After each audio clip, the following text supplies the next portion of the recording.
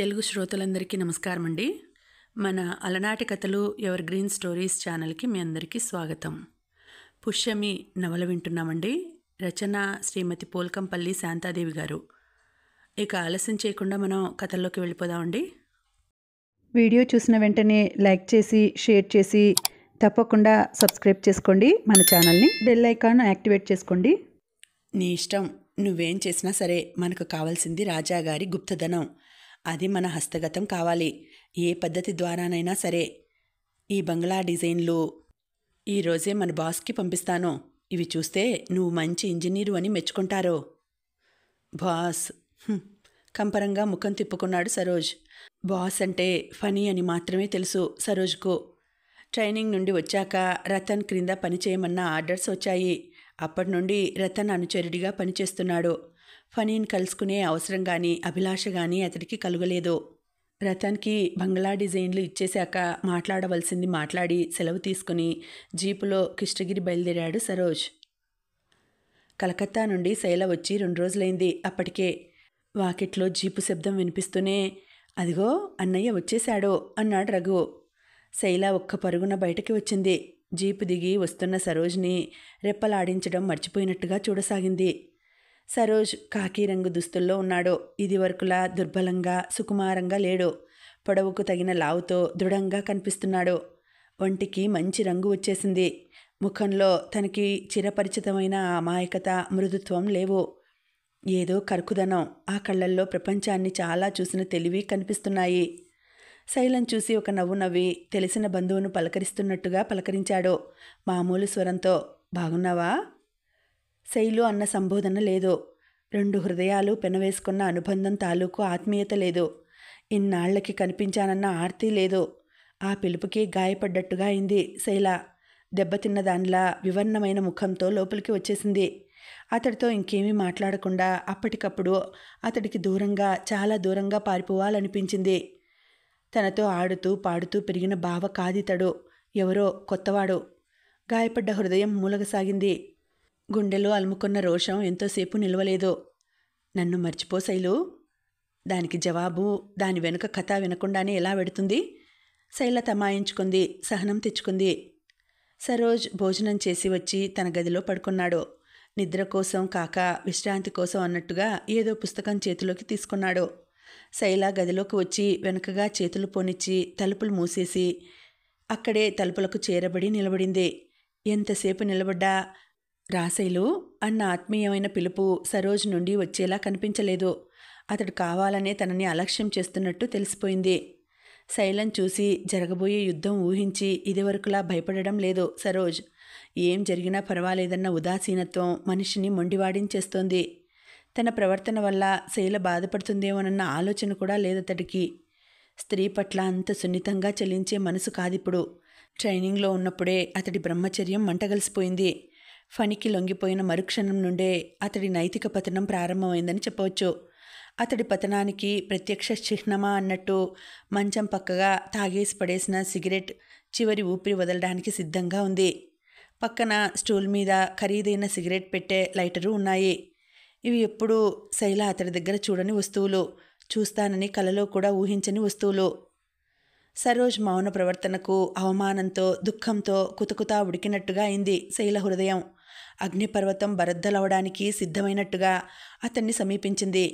అతడి చేతిలోని పుస్తకం లాగినట్టుగా విసిరికొట్టబోయిన ఆమెకు పుస్తకం మీద అటూ ఇటూ అట్టల మీద ఉన్న బొమ్మలు కనిపించాయి. నగ్న స్త్రీల బొమ్మలు. పుస్తకం మొదటి పేజీ తెరుస్తూనే తెలిసిపోయింది అది పచ్చి శృంగార నవలని. పుస్తకం విసిరికొట్టడం మర్చిపోయినట్టుగా సరోజ్ ముఖంలోకి విస్మయంగా చూడసాగింది శైల. ఆ కళ్ళు తనకు తెలిసిన కళ్ళు కాదు. ఆ కళ్ళు స్ఫటికంలా తెల్లగా అతడి మనోనైర్మల్యాన్ని ప్రతిబింబించడం లేదు. ఎరుపు జీరలతో అతడి పతనాన్ని తెలియజేస్తున్నాయి అవి. ఆడపిల్లలా సుకుమారంగా, కోమలంగా, అమాయకంగా ఉండే అతడి ముఖం ఇప్పుడు కరుగ్గా, గంభీరంగా ఉంది. ఒక ప్రపంచాన్ని తెలిసిన గడుసుదనం ఉంది. ఈ కరుకు తెలివిలో, గాంభీర్యంలో ఒక కొత్త అందం, కొత్త ఆకర్షణ ఉన్నాయి. అవి శైలను భయపెట్టేవిగా, దూరంగా నిలబెట్టేవిగా ఉన్నాయి. ఉదయభానుడు కాస్త మధ్యాహ్నం మార్తాండుడైనట్టున్నాడు. పుస్తకం చేతిలోంచి జారిపోగా జంకుతో ఒక అడుగు వెనక్కి వేసింది. నువ్వు నా బావవి కాదు. పిచ్చిదానిలా భయపూరిత స్వరంతో అరిచింది. తన పరిచయం చెప్పకుండానే ఆమెకు తెలియాలనే ఆ పుస్తకం పట్టుకున్న సరోజ్ అదోలా నవ్వాడు. కాదు, నువ్వెందుకిలా మారిపోయావు? అసలు మనిషిగా కనిపిస్తున్నానా అని. కనిపించడం లేదు. అదే అడుగుతున్నాను. ఎందుకిలా అయ్యావు?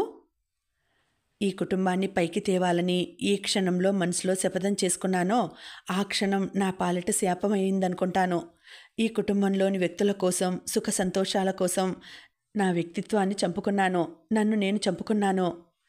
నీ బావ, నీకు తెలిసిన బావ ఎప్పుడో చచ్చిపోయాడు శైలు, ఉదాసీనంగా అన్నాడు.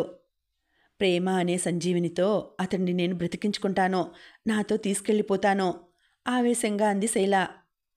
దురదృష్టవంతురాలివి నువ్వు. నీ సంజీవినితో బ్రతికించి తీసుకెళ్లడానికి అతడి శవం కూడా మిగల్లేదు. సరోజ్ పేలవంగా నవ్వాడు. నువ్విప్పుడు చూస్తున్నది అతడి ప్రేతాన్ని.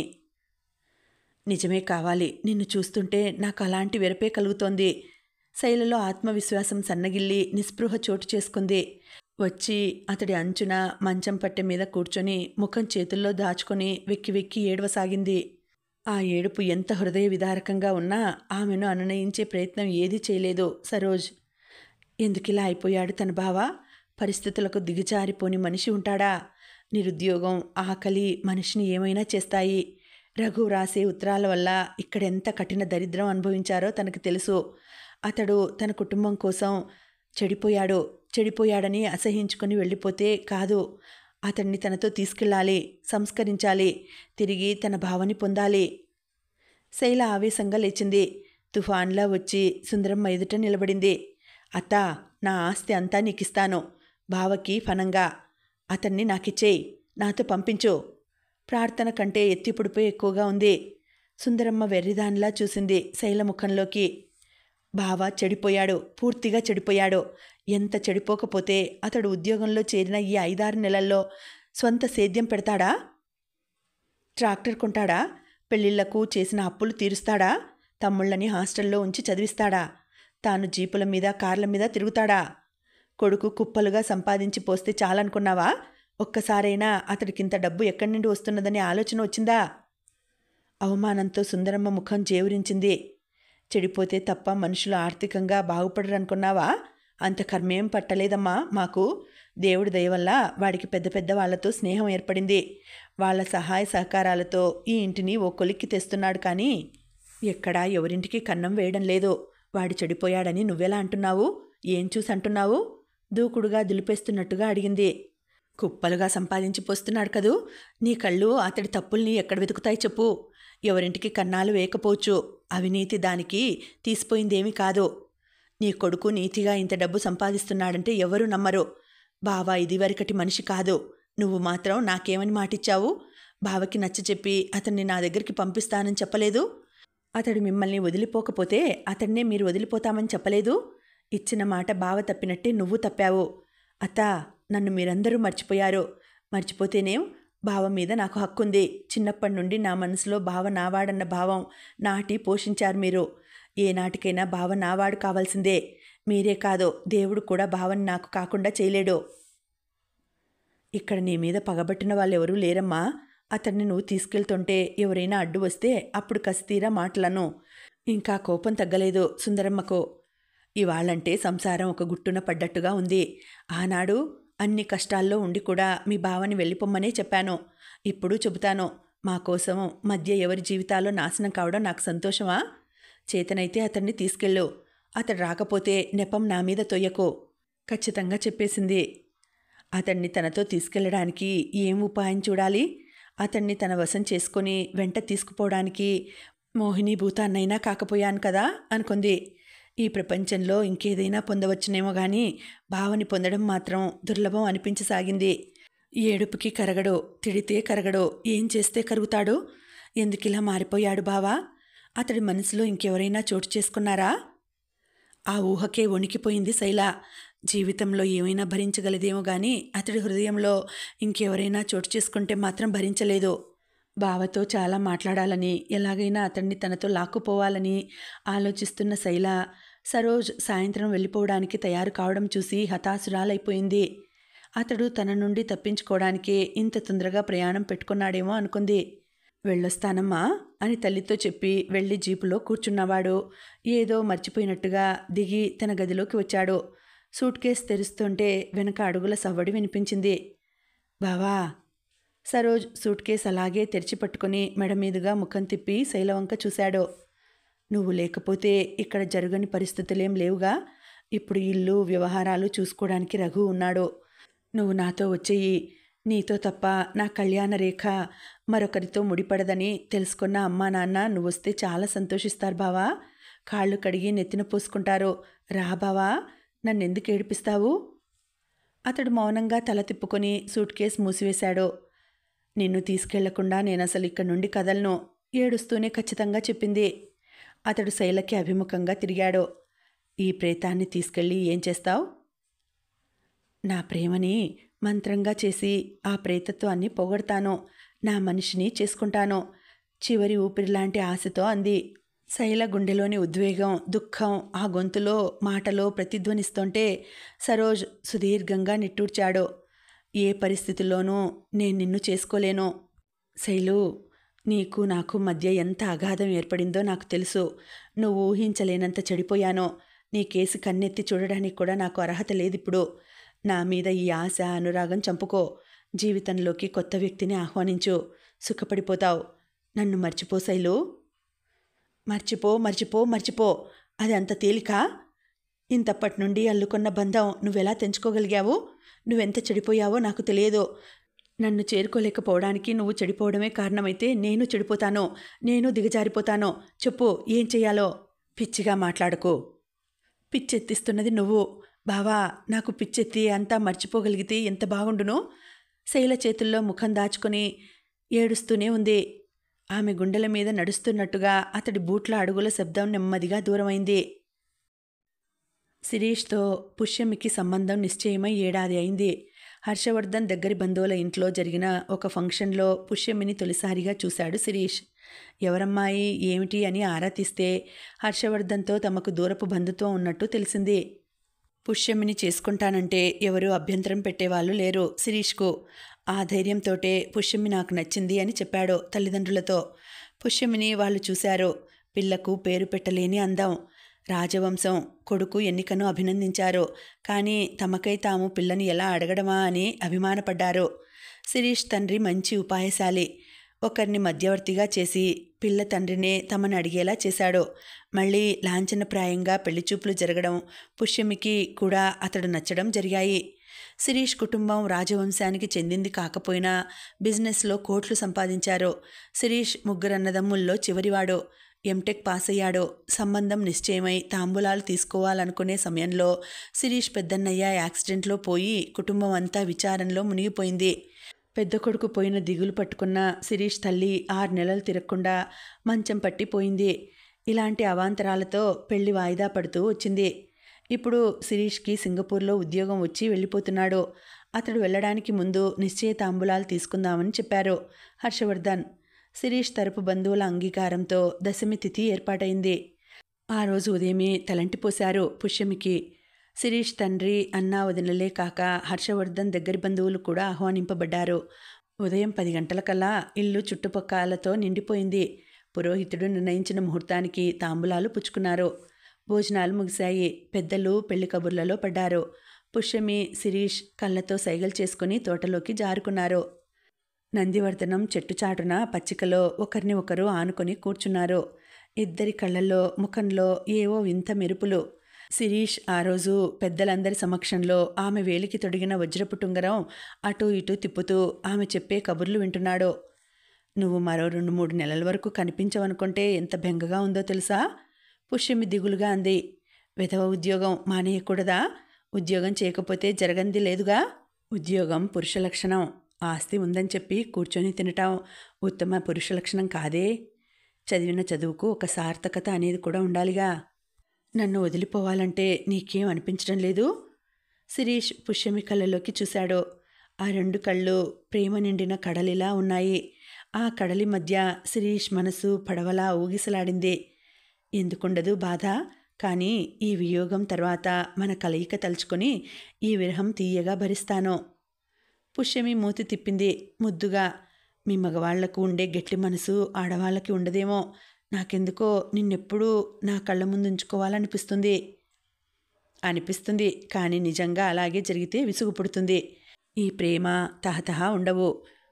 ప్రేమ నిరీక్షణ లేని జీవితం నేను కోరుకోవడం లేదు పుమ్మి. పుమ్మి కాదు, పుష్యమి ముద్దుగా గునుస్తున్నట్టుగా అంటూ శిరీష్ ముక్కు పట్టి ఊపింది. మీ వాళ్ళు అలాగే పిలుస్తారుగా. అది ముద్దు పేరు. వాళ్ళ నోట బాగుంటుంది, నీ నోట బాగుండదు. నువ్వంటే మీ వాళ్ళకే ముద్దు కానీ నాకు కాదా ముద్దు? శిరీష్ కొంటెగా పుష్యమిని మరింత చేరువకు లాక్కొని ఆమె పెదవుల మీద ముద్దు పెట్టుకున్నాడు. ఇద్దరి కళ్ళలో పొంగుతున్న ప్రేమ పన్నగాల్లా సాగి పెనవేసుకొని నర్తిస్తున్నట్టుగా ఉన్నాయి. ఎంత ఉత్సాహం, ఎంత ఉద్రేకం! ప్రేమ తప్ప ఇంకేమీ కనిపించని లోకమది. కుతూహలంగా వీక్షిస్తున్న రెండు కళ్ళు తప్పు, అలా చూడకూడదు అనుకున్నట్టుగా మరోవైపుకి తిరిగాయి. ఇంతసేపు అరటి చెట్లకు పాదులు చేస్తున్న సరోజ్ ఈ దృశ్యమంతా చూస్తున్నాడు. వద్దనుకున్న శైలతో తను గడిపిన రోజులు గుర్తుకు వస్తున్నాయి అతడికి. బలవంతంగా ఆ గతం నుండి, జ్ఞాపకాల నుండి మనసును లాక్కు వస్తున్నాడు. ఆ లాగడంలో మనసు గిలగిలలాడుతోంది. అటు చూడకపోయినా ఆ దృశ్యం తాలూకు శబ్దాలు సరోజ్ చెవిలో పడకుండా మానలేదు. పుష్యమి నవ్వుతోంది. గలగల సెలయేరు పారినట్టుగా, మల్లెపువ్వు పరిమళంలా మనసుకు హాయినిచ్చే నవ్వు ఆమెది. పుష్యమిని తన ముఠా చేతుల్లో పడకుండా రక్షించాలన్న సరోజ్ ఉద్దేశం ఫలించలేదు. రాజాగారి గుప్తధనం గురించి తెలుసుకోవాలని నౌకర్ల దగ్గర ఆరా తీశాడు. అవన్నీ పుకార్లని తేల్చేశారు వాళ్ళు. ఎక్కడైనా ఏమైనా దాగిన గుర్తులు కనిపిస్తాయేమోనని ఇల్లంతా అంగుళం అంగుళం శోధించాడు. ఎక్కడా అనుమానాస్పదంగా ఏం కనిపించలేదు. పుష్యమిని కిడ్నాప్ చేయక తప్పని పరిస్థితి ఏర్పడుతోంది. ప్రతి శ్రావణంలో ఒక సోమవారం శ్రీశైలం వెళతారు హర్షవర్ధన్. అది ఆయన నియమాలలో ఒకటి. వెళితే సకుటుంబంగా, వీలవకపోతే తానొక్కడు. ఈసారి పుష్యమి ఒక్కతే ఆయనతో వెళుతోంది. హర్షవర్ధన్ భార్య ప్రభావతి తమ్ముడి భార్య చెల్లెలి పెళ్లికి వెళ్లాల్సి రావడంతో ఆమె రాలేకపోతుంది.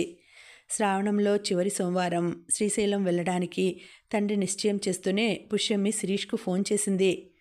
సోమవారం శ్రీశైలం వెళుతున్న సంగతి చెప్పి, నువ్వు రా శిరీష్, నువ్వు నా పక్కన ఉంటే శ్రీశైలంలోని అందాలు రెట్టింపుగా కనిపిస్తాయి నాకు అంది. వచ్చే సోమవారం అంటే 14వ తారీఖు, సరిగ్గా ఆ రోజే నేను బయలుదేరాలి. ఉదయం వెళ్ళి సాయంత్రం తిరిగి వచ్చేస్తాం. నేను ఆ రోజు ఉదయమే వెళ్ళాలి. ఒకరోజు ముందు వెళితే అక్కడ అన్నీ చూసుకోవచ్చు. ప్లీజ్. వీలు కాదు. నువ్వు మంచివాడివి కాదు. పుష్యమి కోపంగా రిసీవర్ పెట్టేసింది. ఏమిటో ఇదివరలో ఇలా లేదు. శిరీష్ మీద ప్రేమ అధికమవుతున్న కొద్దీ ప్రతిదీ అతడితో పంచుకోవాలనిపిస్తోంది. అతడు లేకుండా తనని ఒంటరిగా ఊహించుకోవాలంటే మనసు కష్టపడుతోంది. అతడు తనతో ఉంటే బాగుంటుందని ఇంత ఇదవుతుంటే అతడికెందుకు అలా ఉండదు? శిరీష్, శిరీష్, శిరీష్. ప్రతిక్షణం తన మనసు స్మరించే నామమది. ప్రతిక్షణం తన హృదయంలో మెరిసే రూపం అతడిది. ప్రతిక్షణం అతడి ధ్యాసే. వలచి ఒలిపించుకున్నవాడు. అతడికి తనలాగా ఉండదా? ఉంటే తన కోసం రాడా? ఒకరోజు ముందు వెళ్ళి అన్నీ తీరుబాటుగా చూసుకోవాలట. పుష్యమి తిక్కరేగన్ దాన్లా మంచం మీద దొర్లసాగింది. శిరీష్కు పుష్యమి ఫోన్ చేస్తున్నప్పుడు పుష్యమి రాసిచ్చిన పుస్తకం లైబ్రరీ నుండి తీసుకువచ్చి గుమ్మం దగ్గర నిలబడి ఉన్నాడు సరోజ్. హర్షవర్ధన్ శ్రీశైల ప్రయాణం గురించి ఇంతకుముందే విని ఉన్నాడు. ఇప్పుడు పుష్యమి కూడా వెళ్తోందని, ఆమెతో శిరీష్ రావడం లేదని, ఆ రోజే అతడు సింగపూర్ వెళ్ళిపోతున్నాడని తెలిసింది. అప్పటికప్పుడు అతడి మనసులో వ్యూహరచన జరిగిపోయింది. ఫలితంగా మరుసటి రోజు హర్షవర్ధన్ ప్రయాణం అనగా ఆయన కారు డ్రైవర్కి దేహశుద్ధి జరిగింది. అతడి పేరు మునయ్య. మునయ్య ఆ ఉదయం లబలబలాడుతూ రాజాగారి దగ్గరికి వచ్చాడు. చొక్కా చిరిగిపోయింది. దవడ ఓ పక్క వాచిపోయి ముఖం వంకరగా వికృతంగా అయింది. చూస్తూనే తెలుస్తోంది ఎవరి చేతుల్లోనో చిత్తుగా తన్నులు తిని వచ్చాడని. ఏం జరిగింది మునయ్య? హర్షవర్ధన్ అడిగాడు. పొద్దున్నే లేచి ఎవరి ముఖం చూశానో గాని ఉత్త పుణ్యానికి తన్నులు తిన్నాను బాబు. సుబ్బయ్య బుక్ స్టాల్లో డిటెక్టివ్ పుస్తకం తెచ్చుకుందామని వెళ్ళాను. దున్నపోతులా ఉన్న ఒకడు వచ్చాడు. నేను తీసుకున్న పుస్తకమే తనకి కావాలన్నాడు. ముందు నేను తీసుకున్న పుస్తకం ఎందుకిస్తాను? ఇవ్వనన్నాను. అదే కావాలన్నాడు. కోపం వచ్చి ఒకే ఒక తిట్టు తిట్టాను. వాడు దానికోసమే చూస్తున్నట్టుగా నా మీద పడ్డాడు. ఎడాపెడా కొట్టాడు. గూడలు ఇరిచేశాడు. నిజంగా ఇప్పుడు అనిపిస్తోంది బాబు, వాడు కావాలని కెలుక్కున్నాడని. వాడెవడో గూండాగాడ్లా ఉన్నట్టున్నాడు. చేతులు పైకెత్తబోయి నొప్పి పుట్టిందేమో. అమ్మా అని మూలిగాడు. వాడెవడో కనుక్కొని బొక్కలోకి తోయించకపోతే అబ్బా పోలీస్ రిపోర్ట్ ఇస్తానని, వాడికి పోలీసుల చేత మాలిష్ చేయిస్తానని, అదని ఇదని ఎగిరాడు మునయ్య. వాడెవడో గుండాగాడు అంటున్నావు, అనవసరంగా వాడితో ఎందుకు నీకు? ఉత్తపుణ్యానికి నీ తన్నులు తిని గాజులు తొడుక్కోనా? అయితే నీ ఇష్టం. ఇతరుల విషయాల్లో జోక్యం చేసుకుని తన ఆలోచనలు అభిప్రాయాలు అమలుపరిచే స్వభావం కాదు హర్షవర్ధన్ది. పోలీస్ రిపోర్టు ఇద్దామని వెళ్ళిన మునయ్య ఇంటికి వెళ్ళి దెబ్బల నొప్పికి జ్వరంలో పడ్డాడు. ఆ మరునాడు తెల్లవారుజామునే ప్రయాణమయ్యారు హర్షవర్ధన్. సరోజ్ మెల్లగా పుష్యమి దగ్గరికి చేరాడు. అమ్మాయి గారు, నాకు శ్రీశైలం చూడాలని ఎన్నాళ్ళ నుండో ఉందండి అన్నాడు. నాన్నగారిని అడుగు వెంకటేషు. అమ్మో నాకు భయమండి అన్నాడు భయం అభినయిస్తూ. పులా? అమాయకంగా ఉన్న అతడి ముఖం చూస్తూ నవ్వింది. కాదు గాని ఆయన్ని చూస్తే ఏమిటో భయమండి. పుష్యమి వెళ్ళి ఈ సంగతి తండ్రితో చెప్పింది. ప్రతి సంవత్సరం ఎవరో నౌకర్ని వెంట తీసుకెళ్లడం పరిపాటే. ఈసారి హరి అనే నౌకరు వస్తున్నాడు. అతడు లోగడ 2 సార్లు శ్రీశైలం చూసినవాడే. వాడిని మానిపించి వెంకటేశ్వని తీసుకెళ్లడానికి ఆయనకేమీ అభ్యంతరం కనిపించలేదు. అలాగే రమ్మను అన్నాడు. ఇప్పుడే వెళ్ళి నా బట్టలు తెచ్చుకుంటాను అని పరిగెత్తి పావుగంటలో తిరిగి వచ్చేసరికి శిరీష్ వచ్చి ఉన్నాడు. అతడు శ్రీశైలం వస్తున్నాడని తెలిసి నీరు కారిపోయాడు సరోజ్. శిరీష్ ఉండగా పుష్యముని కిడ్నాప్ చేయడం ఎంతమాత్రం ఇష్టం లేదు సరోజ్కు. కానీ అనుకున్నది అమలు కావడానికి తమ మనుషులకి అన్ని ఆదేశాలు అందిపోయాయి. ఇప్పుడు మార్చడానికి ఎంతమాత్రం అవకాశం లేదు. మార్చడానికి అసలు రతన్ ఒప్పుకోడు. పోతే తనకు వెంకటేషు పాత్ర అభినయించడానికి ఇచ్చిన వ్యవధి కూడా అయిపోవచ్చింది. అనుకున్నట్టుగా పనులు అమలు పరచకపోతే అసమర్థుడి కింద జమ కడతాడు. అలా అసమర్థుడు అనిపించుకోవడం కంటే మరణం మేలు. శిరీష్కి తెలుస్తుందా? తెలియని. అతడి ప్రేమకు ఇది ఒక పరీక్ష. అతడు నిజమైన ప్రేమికుడైతే ఏమైనా సహిస్తాడో. ఏ పరిస్థితిలోనూ పుష్యమిని విడనాడడు. భ్రమరాంబ మల్లికార్జునుల దర్శనం చేసుకుని హోటల్లో భోజనం చేసి తాము తీసుకున్న కాటేజీ చేరుకునేసరికి మధ్యాహ్నం 3 గంటలైంది. 1 గంట విశ్రాంతి తర్వాత పుష్యమి శిరీష్లు శిఖరం వరకు వెళ్ళి రావడానికి తయారయ్యారు. నేను విశ్రాంతి తీసుకుంటానమ్మా, మీరు వెళ్ళిరండి అన్నారు హర్షవర్ధన్. పానకంలో పుడకలా తమ వెంట తయారైన వెంకటేషుని ఎలా వారించాలో తెలియలేదు పుష్యమికి. శిరీష్ కొరకొరా చూస్తున్నాడు. వాళ్ళ అవస్థ గమనించిన సరోజ్, మీరు వెళ్ళండి అమ్మాయి గారు, ఏ టూరిస్టు బస్సు వాడినో అడిగి వస్తాను అన్నాడు. తేలిగ్గా ఊపిరి పీల్చుకుంది పుష్యమి. శిరీష్ కారు స్టార్ట్ చేశాడు. కాటేజీ వదిలి శిఖరం దారి పట్టాడు సరోజ్. ఫర్లాంగ్ దూరం నడిచాడో లేదో మోటార్ సైకిల్ ఒకటి స్పీడ్గా అతన్ని దాటి వెళ్ళి కొద్ది దూరంలో ఆగింది.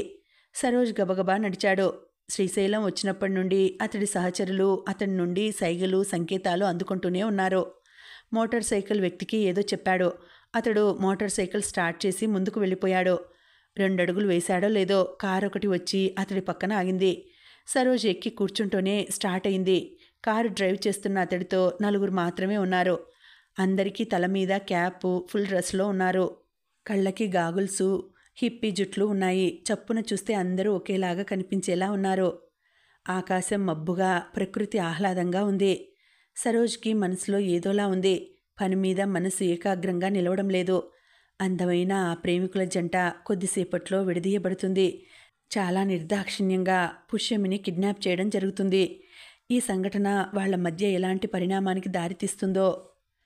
అమ్మాయి గారు అని అమాయకత్వం నటిస్తూనే అమ్మాయి జీవితానికి ఎసరు పెట్టాడు కదూ. తన చేతులతో ఆమెను తన వాళ్ళకి అప్పగిస్తున్నాడు. ట్రైనింగ్ నుండి వచ్చిన ఈ 6-7 నెలల నుండి రతన్ అనుచరుడిగా చిన్న చిన్న పనులు నిర్వహించాడు. ఇది చాలా పెద్ద పని. సక్సెస్ అయితే తనకి ర్యాంక్ పెరిగే పని. కానీ ఒక ఆడపిల్ల జీవితంతో చెలగాటం, ఒక ప్రేమికుల జంటను విడదీయడం, మనసులో రేగుతున్న కలవరపాటును దూరం చేసుకోవాలని శతదా ప్రయత్నిస్తున్నాడు సరోజ్. అతడు ఆ ప్రయత్నంలో ఉండగానే కారు సాక్షి గణపతిని దాటి పాలధార పంచదార దగ్గర ఆగింది. సరోజ్ మరో 2 దిగాక కారు స్టార్ట్ అయిపోయింది. సరోజ్తో దిగిన ఆ 2 చెట్ల వెనక్కి వెళ్ళిపోయారు. సరోజ్ గేట్లోంచి లోపలికి వెళ్ళి మెట్లు దిగాడు. గట్టు మీద చెట్ల మధ్య నుండి సెలయేటి ధారలు జలజలా దుముకుతూ క్రింద లోయలోకి దొర్లిపోతున్నాయి.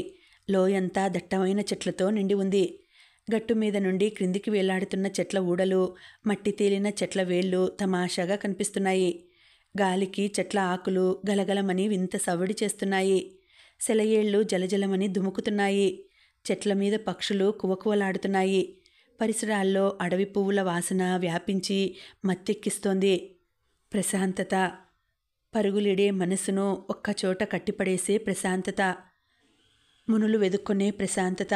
అందుకే ఇక్కడ ఆదిశంకరులు తపస్సు చేసి ఉంటారు. ఆదిశంకరులు తపస్సు చేసిన స్థలమని చెప్పే బోర్డు ఉందక్కడ. చిన్న గుడి, అందులో శివలింగం, హుండీ ఉన్నాయి. శ్రీశైల పర్వతం అందాలన్నీ ప్రోగు చేసి తెచ్చినట్టుగా ఉందక్కడ. చెయ్యి పట్టుకుని మెట్లు దిగుతున్న పుష్యమి, శిరీష్ గుడి దగ్గర నిలబడిన వెంకటేష్ని చూశారు. ఎలా వచ్చావు వెంకటేషు అని అడిగింది పుష్యమి. ఒక కారాయన్ని అడిగితే ఎక్కించుకున్నాడు. అదే సమయంలో టూరిస్ట్ బస్సులో వచ్చిన విద్యార్థి బృందం బిలబిల్లాడుతూ మెట్లు దిగింది. సరోజ్ మెట్లెక్కి పైకి వచ్చాడు. కారు ముందు టైర్లో గాలి తీసేసి అమాయకంగా నిల్చున్నాడు. 10 నిమిషాల్లో స్టూడెంట్స్ పైకి వచ్చారు. బస్సులో సర్దు కూర్చున్నారు. బస్సు వెళ్ళిపోయింది. మరి కాసేపటికి పుష్యమి శిరీష్ చెయ్యి పట్టుకుని కారు దగ్గరికి వచ్చింది. సరోజ్ ఆమెనే చూస్తున్నాడు. పూబాలలా ఎంత అమాయకంగా ఉంది. స్వర్గంలో విహరిస్తున్న దేవతలా ఎంత అందంగా ఉంది. కొద్దిసేపటిలో తనని దుండగులు పట్టుకుపోతారని, యమభటుల్లాంటి వారి మధ్యన బందీ కావలసి ఉంటుందని తెలియని పుష్యమి సంతోష తరంగాల మీద తేలిపోతోంది. డోర్ తీసుకుని కారెక్కబోతున్న శిరీష్ చూపు టైర్ మీద పడింది. గాలిపోయిన టైర్ చూసి తల పట్టుకున్నాడు. టైర్ మార్చడానికి 1-2 గంటలైనా కావాలి. ఈలోగా ప్రొద్దు గుంకిపోతుంది. అయినా చేసేది లేక సరోజ్ సాయంతో టైర్ మార్చడానికి ఉపక్రమించాడు. ఆ పని ముగించి చెమటలు తుడుచుకుంటూ తలెత్తేసరికి చుట్టూ చీకట్లు చిక్కనైపోయాయి. దేవస్థానం, పూజార్లు, సిబ్బంది వెళ్ళిపోయారప్పటికే. పరిసరాలు నిర్జనంగా ఉన్నాయి. కొండ కాటుక రంగు పూసుకున్నట్టుగా నల్లగా ఉంది. శిరీష్ గుండె లయ తప్పినట్టుగా అయింది. కారెక్కు పుష్యమి, త్వరగా వెళ్ళిపోదాం. కాటేజీ దగ్గర నాన్నగారు కంగారు పడుతుంటారు మన గురించి. ఫ్రంట్ డోర్ తీసుకుని కారెక్కి కూర్చుంది. యువతలి వైపు డోర్ తీసుకుని శిరీష్ ఎక్కబోతున్నాడు. అంతే, అతడి మెడ మీద ఎవరిదో బలిష్టమైన చెయ్యి పడింది. ఒక్కసారి మణుగు బరువు పడ్డట్టుగా. అదే సమయంలో కారులో పుష్యమి దిక్కులు ప్రతిధ్వనించేలా కెవ్వున కేక పెట్టింది. ఏం జరుగుతుందో తెలుసుకోలేని అయోమయం. అది ఒక క్షణమే. ఎవరో పుష్యమిని కారులోంచి లాగుతున్నట్లుగా ఆ మసక వెలుగులో కనిపించిన విషయం అర్థం కావడానికి ఎంతోసేపు పట్టలేదు. శిరీష్ తన మెడ మీద పడిన చెయ్యిని విదిలించి అటు పెరిగెత్తబోయాడు. అతడికి మహాకాయుడొకడు పర్వతంలా అడ్డుపడ్డాడు. వెనుక ఒకడు, ముందు ఒకడు, మధ్య బందీగా నిస్సహాయంగా నిలబడిన శిరీష్కు పాపం ప్రేయసిని కాపాడుకోవడానికి అతన్ని కాస్త శూరత్వం చూపనివ్వండి అన్న వెటకార బాణం తగిలి అతడిలో ఎక్కడలేని పౌరుషాన్ని రేకెత్తించి ధైర్యం కలుగజేసింది. ఒక్క ఊపులో ఫెడీమని వెనక ముందున్నవాణ్ణి అంటించాడు. బాగా తంతున్నాను అనుకున్నాడు గాని అతడు కొట్టే దెబ్బలు వాళ్ళు చిరునవ్వుతో పూల బంతుల్లా స్వీకరిస్తున్న సంగతి తెలుసుకోలేకపోయాడు. చేతుల్ని కత్తుల్లా మార్చి ఏ కీలు కాకీలు పుటుక్కున విరిచేయగల కరాటే విద్య నిపుణులు వాళ్ళంతా. కాసేపు చిన్నపిల్లాడి ఆకతాయితనం సహించినట్లుగా సహించి వడ్డీతో సహా వడ్డించడం ప్రారంభించారు. అవి చేతులు కావు, ఇనుప ముద్దలేమో అనిపిస్తున్నాయి. శిరీష్ నోట్లోంచి రక్తం వస్తోంది. తల గిర్రున తిరుగుతోంది. దూరంగా పుష్యమి చేస్తున్న ఆర్తనాదంతో శక్తి కూడదీసుకోవాలనుకున్నాడు. చేత కాలేదు. కుప్పగా కూలుతూ, వెంకటేషు, అమ్మాయి గారిని రక్షించలేవు అన్నాడు జాలిగా. 10 నిమిషాల వరకు అతడికి స్పృహ లేదు. చిన్నబాబు. సరోజ్ అతన్ని తట్టిలేపి ముఖం మీద ఎక్కడి నుండో నీళ్లు తెచ్చి చల్లాడు. కారు లైట్ల వెలుగులో అతడి స్థితి చూస్తుంటే సరోజ్కి చెప్పలేని జాలేసింది. నా చేతనైనంతవరకు పోరాడాను. వాళ్ళు చాలామంది ఉన్నారు. అమ్మాయి గారిని రక్షించడం నా వల్ల కాలేదు అన్నాడు. పుష్యమి ఏది? వాళ్ళు కారులో ఎక్కించి తీసుకుపోయారు. భగవాన్, నేనెంత బలహీనుడిని. పుష్యమిని రక్షించుకోలేకపోయాను. మామగారికి నేనెలా ముఖం చూపేది? దుఃఖంలోనే ఏదో నిశ్చయం చేసుకున్న వాళ్ళ లేచి ఓపిక తెచ్చుకుని రోడ్డు వదిలి చెట్ల వైపు నడవడం మొదలుపెట్టాడు. ఎక్కడికి చిన్నబాబు? సరోజ్ కంగారుగా అనుసరించాడు. నేనిక ఎవరికి ముఖం చూపలేను. నువ్వు వెళ్ళు వెంకటేషు. బాబుగారికి నువ్వు ఈ సంగతి ఎలా చెప్తావో చెప్పు. ఏమిటి పిచ్చి? అమ్మాయి గారికి జరిగిన ఈ ప్రమాదమే ఒక పిడుగుపాటు బాబుగారికి. మీరు కూడా ఆత్మహత్య చేసుకుంటే ఈ దెబ్బను వారు ఎలా కాచుకోవాలి? చిన్నబాబు, మీరు ఇలాంటి పిచ్చి పని తలపెట్టకండి. సరోజ్ చొరవగా శిరీష్ రెక్క పట్టుకుని వెనక్కి తిప్పి కారు దగ్గరికి నడిపించుకు వచ్చాడు. కాటేజీలో కూర్చుని హర్షవర్ధన్ మాటిమాటికి ముంజేతి వాచి చూసుకుంటున్నారు. వాచిలో ముళ్ళు ముందరికి పరిగెడుతున్న కొద్దీ ఆయన ముఖంలో ఆందోళన ఎక్కువ కాసాగింది. రాత్రి 8 అయింది. పుష్యమి శిరీష్ల జాడ ఇంతవరకు లేదు. వెంకటేష్ కూడా రాలేదు. వాళ్ళొస్తే పొద్దుగుంక ముందే ఇక్కడి నుండి వెళ్ళిపోవాలనుకున్నాడు. ఎందుకింత ఆలస్యం చేసినట్టు? కారు ట్రబుల్ ఇచ్చి ఉంటుందా? ఇక హర్షవర్ధన్ కాటేజీలో ఉండలేకపోయారు. తలుపుకు తాళం పెట్టి టార్చితో రోడ్డు మీదకి వచ్చాడు. ఎవరినైనా కారో జీపో అర్థించి వెతకడానికి బయలుదేరాలని అనుకుంటూ 2 అడుగులు వేశాడో లేదో కారొచ్చి ఆయన పక్కన ఆగింది. స్ట్రీట్ లైట్ వెలుగు మసకగా స్టీరింగ్ ముందు కూర్చున్న శిరీష్ మీద పడుతోంది. అతన్ని చూడగానే హర్షవర్ధన్లో ఆందోళన తగ్గి ఆ చోటున ఆగ్రహం చోటు చేసుకుంది. ఇంత రాత్రి దాకా ఏం చేస్తున్నారు? కోపంగా ధ్వనించింది ఆయన గొంతు. ఆయన ఊహలు రకరకాలుగా పోతున్నాయి. ఎంత కాబోయే భార్యాభర్తలైనా వాళ్ళనలా ఒంటరిగా పంపించడం మంచిది కాదని ఇప్పుడనుకుంటున్నారు. ఇంజిన్ ఆఫ్ చేసి స్టీరింగ్ మీద తలవాల్చేసిన శిరీష్ నుండి జవాబు రాలేదు. ఏమిటి? ఏం జరిగింది? పుమ్మి ఏది? ఆందోళన, ఆశ్చర్యం ఆయన్ని చుట్టేశాయి. సరోజ్ వెనక డోర్ తెరుచుకొని క్రిందకి దిగాడు. అతడి బట్టలు చిరిగి ఉన్నాయి. ఒళ్ళంతా గీరుకుపోయి అక్కడక్కడ రక్తం వస్తోంది. ఏమైంది వెంకటేషు? ఆయన గొంతు వణికింది. ముందు చిన్నబాబుగారిని డాక్టర్ దగ్గరికి తీసుకువెళ్ళాలి బాబుగారు. ఆయనకు గాయాలు చాలా అయ్యాయి. హర్షవర్ధన్ గాబరా పడిపోయారు. డోర్ తెరిచి శిరీష్ను తట్టి అన్నారు. గాయాలా? ఎలా అయ్యాయి శిరీష్? పుమ్మి ఏది? యాక్సిడెంట్ అయిందా? నా తల్లి ఏమైంది శిరీష్? సర్వనాశనం జరిగిందండి. నేనింకా ఎందుకు బతికి ఉన్నానో తెలియడం లేదు. వెంకటేష్ నాకు అడ్డుపడకపోతే ప్రాణాలు అక్కడే ఆ లోయకు అర్పించేసి ఉందును గాద్గదికంగా అన్నాడు. హర్షవర్ధన్ నిలువున వణికిపోయాడు. ఆయనకి ఒకటే ఊహ, యాక్సిడెంట్ జరిగి పుమ్మి చచ్చిపోయి ఉంటుందని. శవం ఎక్కడా అంటుంటే ఆయన గొంతు పూడుకుపోయింది. ఒక్క క్షణం ఆలస్యం చేస్తే అపోహతో ఆయన హార్ట్ ఫెయిల్ అయ్యేలా కనిపించారు సరోజ్కు. తాను ఆ దుండగులకు సహకరించినట్టు కాక ఎదిరించానన్న ఒక్క అబద్ధం తప్ప ఇక జరిగింది జరిగినట్టుగా చెప్పాడు. నోట మాట రానట్టుగా రాయిలా బిగుసుకుపోయినట్టుగా అయ్యారు హర్షవర్ధన్. బాబుగారు, ముందు చిన్నబాబుగారిని డాక్టర్ దగ్గరికి తీసుకువెళితే మంచిదేమో. డాక్టర్ వద్దు, ముందు నాకు విశ్రాంతి కావాలి. శిరీష్ కారు దిగాడు. సరోజ్ అతడికి చెయ్యి ఆసరా ఇచ్చి నడిపించుకుపోయి బెడ్ మీద పడుకోబెట్టాడు. శిరీష్, పోలీసులకి రిపోర్ట్ ఇద్దామా అంటున్న హర్షవర్ధన్ కళ్ళు పత్తికాయలయ్యాయి. సరోజ్ వీపు మీద టార్చ్ వేసి అక్కడ చొక్కా మీద అంటించబడిన చీటీ చదువుకున్నాడు. శిరీష్, ఈ చీటీ మీద వ్రాసింది చదువు వణుకుతున్న గొంతుకతో అన్నారు. సరోజ్ని అతడి దగ్గరికి లాక్కుపోయి వీపు మీద చూపారు. మాజీ సంస్థానాధిపతి, నువ్వు దాచుకున్న అంతులేని గుప్తధనం మా హస్తగతం చేసే వరకు నీ కూతురు మా ఆతిథ్యంలో క్షేమంగా ఉంటుంది. వారం రోజుల గడువులో నీ గుప్తధనం మా పరం చెయ్యాలి. ఈ విషయం నువ్వు నిర్లక్ష్యం చేసినా, పోలీస్ రిపోర్ట్ ఇచ్చినా నీ కూతురి శవం నీ కళ్ళ ముందుంటుంది. ఈ చీటీ నువ్వు చదువుకునేసరికి నీ కూతురుతో మేం ఈ శ్రీశైల పర్వతం దిగిపోయి ఉంటాం. నువ్వు ఇంటికి వెళ్ళి రేపు మా ఫోన్ కాల్కి ఎదురు చూస్తుండు. పుష్యమిని కిడ్నాప్ చేశారు. అది ఒక ప్లాన్తో చేశారు.